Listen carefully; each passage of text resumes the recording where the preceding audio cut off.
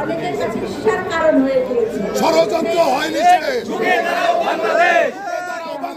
ষড়যন্ত্র হয়নি শেষ, মুগ্ধ শেষ হয়নি যুদ্ধ, শেষ হয়নি যুদ্ধ,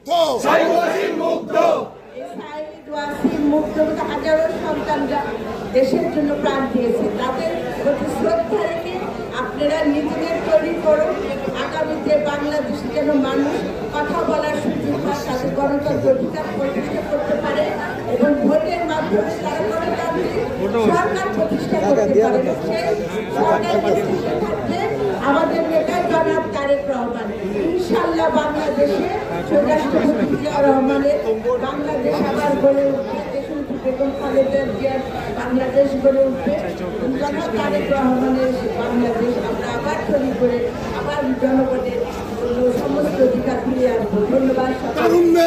মায়েদের ভুল দেয় যারা তাদের সন্তানদের দেশের জন্য, দেশের মানুষের জন্য উৎসর্গ করেছে।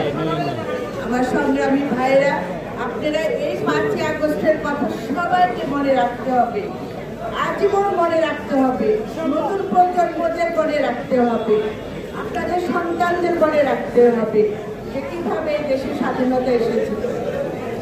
আজকে সেই স্বাধীনতার 1 বছর পার হয়ে গিয়েছে। আজকে আমাদের নেতা জনাব তারেক রহমানের নেতৃত্বে আমরা এই তারিখে 5ই আগস্টের র্যালি ঘোষণা পেয়েছে। সেই র্যালি শুভ উদ্বোধন ঘোষণা করলাম।